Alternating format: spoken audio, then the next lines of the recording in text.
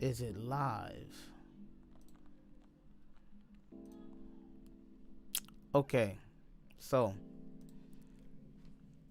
I sold my 2007 Mitsubishi,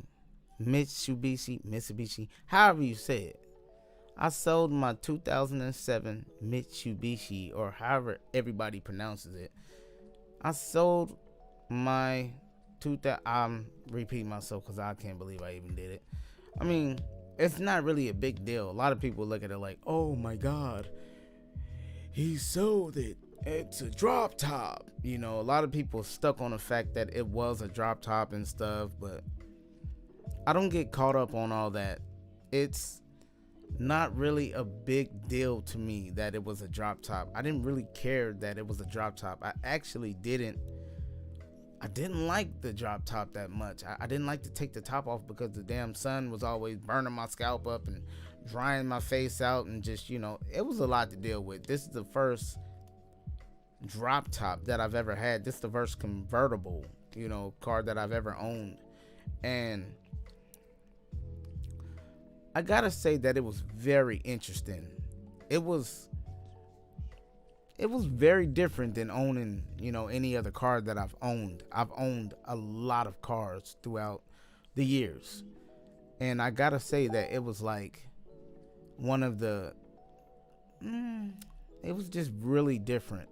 It was definitely different. I'm not gonna lie, it was a challenge because it was like a lot of times I didn't want to take the top down. I did not want to take the top down. I wanted to keep the top up because the sun it was always on my head. It was like, man, this is not this is not as fun as everybody think it is, because you don't want the sunlight constantly on your skin. Like, even though it's a cool day, it just gets hot when you're at a light and you're just sitting there and the sun is out. You get hot and you just sitting there like, it's like a fishbowl. Even with tinted windows, you still feel exposed. And I'm just like, this is really just open, and it was just different for me. So yeah, I sold my Eclipse, man. And it's I'm not gonna lie, it's been a big weight off of my shoulders, because I feel like when you get a car like that, you really should use it to the full, capacity. And I wasn't gonna do that.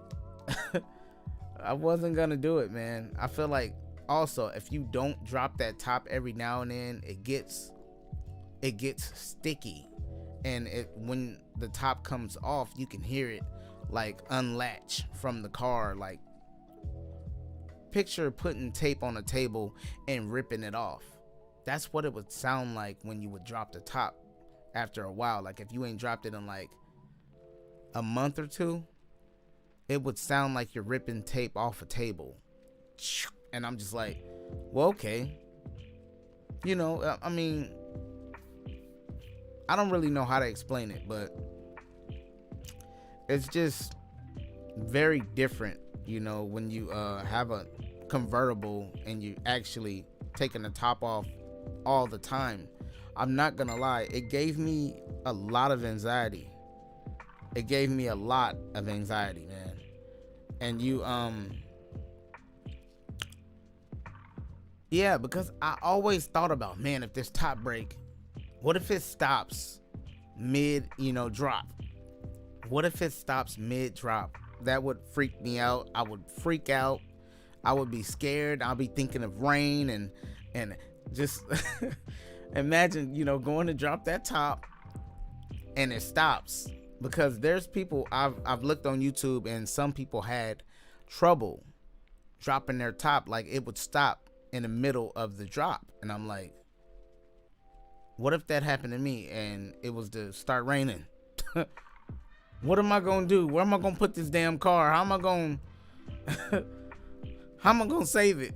So it created a lot of anxiety for me, man. And it was just too much anxiety at one moment. I don't I don't think the drop top thing was for me all the way. I mean, it's fun for a little while, and then after a while you start thinking, man, what if this top stopped working? And you really be stuck on it, like, oh no, oh, there might be a problem. And right now, because Corona hit and it just changed the whole world, mechanics are not working. Okay, they are not working. Shops are closing.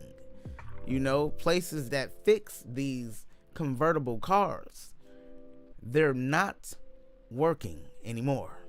They're not working. So it's like, okay, if this top was to stop working, who in the hell is gonna fix it? And I mean, I know there's people that could have fixed it. There's shops, that could have fixed it, but those shops that stayed open, during the Corona and everything, they're charging triple, quadruple what they would charge before Corona hit.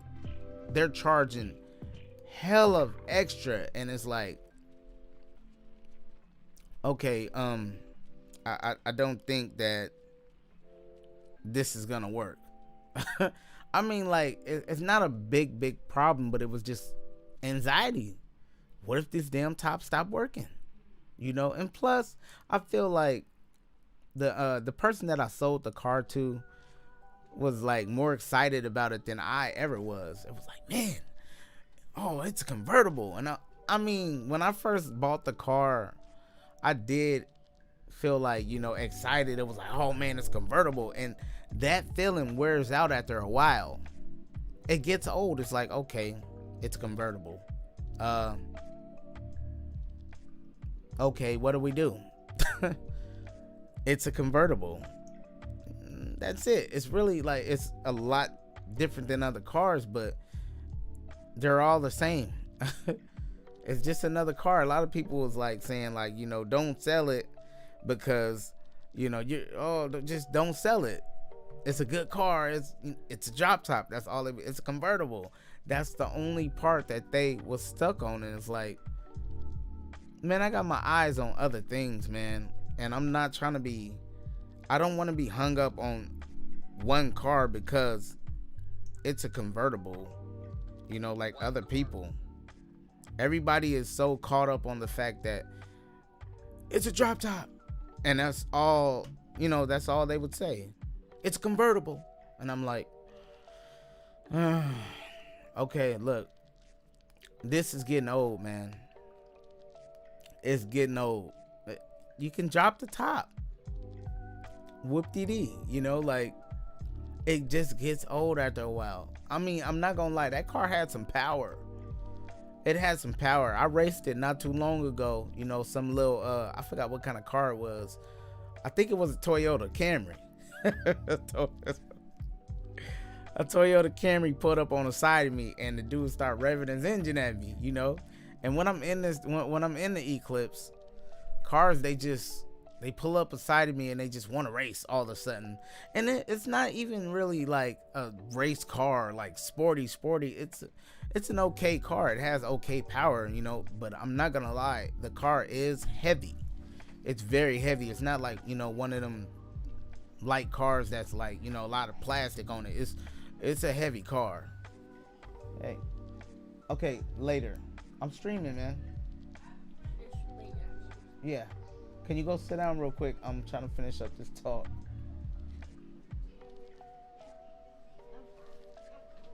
Okay, just take it. Close the door, please. My child. But so many people was stuck on the fact that, it was a drop top, and that's really the only part about the car that everybody kept bringing up. Don't sell it because you won't find another one. And I'm like, what if I don't want another one? It's fun for a while, but after you drop that top so many times, the wow kind of like it dies off. It gets old, and plus the car only took premium gas. Do you know how much premium gas is right now? Premium gas is a little bit up there, you know. It's a couple more quarters, you know. It's not that big of a deal, but you know, I feel like I had my fun with the car. After a while, it got old, you know, and you know, the person that I sold it to, they were just ecstatic by the car. They was like, man, I'm gonna do this, I'm gonna do that. I was like, I thought about that too, but then I kind of got, you know, bored with the car. I want something else. I got some, you know, some other plans and some stuff I'm looking at. Yeah. After a while, you just, you know, you want something different. It's gonna the excitement that you have for this item can wear off, you know. It gets old after a while, and you're gonna want something new. So, you know, I got my eyes on some things, but I will say, man, I had so much fun in that car. But back to the Toyota Camry. Now, the other night, a Toyota Camry pulled up on me, and he decided to try to race me, though. I smoked him. That was so much fun, man. Like, the car just took off on him. And I know I pissed him off because I thought he, you know, knew that car wasn't no joke. It get up. It get up, especially after you know, floor it. That mug open all the way up, it's gone. And we was going uphill. So that Toyota Camry wasn't gonna stand a chance. That Toyota Camry was probably a 4-cylinder. The Eclipse is a V6, 265 horsepower. The Toyota Camry probably only had 119 horsepower. I don't know what he was thinking, but I don't think he was thinking that, you know, he was gonna smoke me, because I knew I was getting ready to sell the car, and I just floored it, man. Gave it the beans, and just took off on him, and it was just so much fun, man. But I know for a fact that I had all the fun I could have had in that car. It gets old, man. You're gonna want something new. I mean, it's so many more different cars out there that you're gonna, you know, you're gonna want to drive. You're gonna want to, you know, have for a while, just so you can peep it and just, you know, learn every little thing about it. And plus, I feel like that car, you can only do so many mods to it. You can only do so many mods to it. It's not even really a lot of mods that you can do to it. When I started really looking it up, like, oh man, maybe I can do this to give it more horsepower, and I started looking it up, and it was just like, it wasn't really a lot you could do to the car to, you know, to give it more horsepower. Like a lot of people saying, oh, get a turbo in it, and you know, yeah, get a turbo. And I was like, okay, well, that sounds cool. What about a stronger engine and all this? And they was just like, oh, nah, that's not gonna work. And I'm like, what? You can't, you know, put a stronger engine? They was like, well, you know, it's an Eclipse. And I was just like, oh, okay, well, and it's a 4th gen, so that really just, you know, I was like, okay, well, I didn't know you couldn't, you know, do that much more to the car. So I went ahead, man. I sold it, you know. I got my eye on something else, and I'm pretty sure that the next one I'm gonna keep a little bit longer than I kept the Eclipse. That car was hella fun, you know. It sounded good. The exhaust on that car sounded good. The exhaust is the sound of that engine is what made me buy it. The sound of the engine, when I first started it and I heard the sound, I was like, okay, cool, I'm gonna take it. And then like I took it home, and that day I was flying on the freeway. You know, the steering on that car is like, it's really tight. It's really tight. Like, it's a lot tighter than any car that I've ever owned. It's just really tight. Like, a lot of cars got hella, you know, loose power steering, you know what I'm saying? It's loose, it's smooth. But with that car, the damn steering is like really firm, and it's like really firm. So when you bend in them corners, you really gotta like, you gotta hit it, you know what I'm saying? I was like, okay, this is cool, but you know, it's a little different. You know, you gotta get used to really turning that wheel, and that mug used to get low though.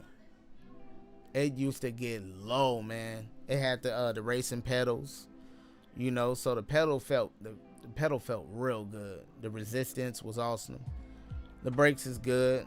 I was gonna get larger brake calibers for the car and stuff, but I never got there. By the time I was ready to make modifications to the car, I got tired of it. I was like, man, I want something else. I want to say what I got my eyes on, but I don't want to give too much away, because you don't count the eggs before they hatch. I mean, what they say, cart before the basket before the, all right, whatever. The interior of that car, I gotta say, was one of the best interiors that I've ever owned in a car. Like, it had some great ass interior. It had no rips in the seats, none, and that's crazy for a used car. Used cars always got like tears in the seat, something. That car didn't have no tears in the seat, and I was like, man, damn, this is crazy. They ain't got no tears in the seat, no nothing. I can tell that the person that had this car before me, they didn't want to change it either. They kept it stock.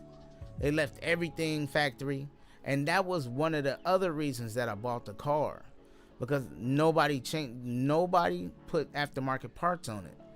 After you put aftermarket parts on, these type of cars, that's when you start having problems with the smog.